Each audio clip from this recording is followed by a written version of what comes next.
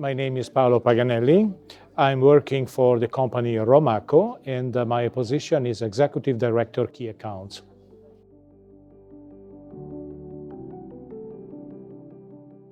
Romaco is a company whose headquarters is based in Germany, and with 5 production sites, 3 in Germany, 1 in Spain, and 1 in Italy, covering, a very wide portfolio of machines for the industrial production of medicines.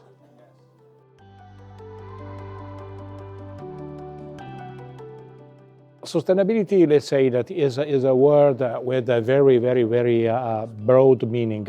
Let's say, in general, what in the industry is trying to do right now is to look for solutions that have a very reduced carbon footprint and to reduce as much as possible the impact on the environment.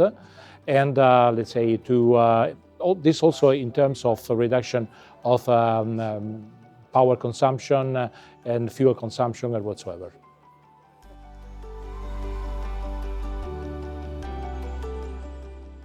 There are 2 basic aspects. One related to the material itself.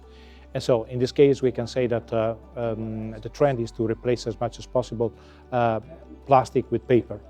And on the other side is to produce machines with low power consumption in order to have the lowest possible impact on the environment.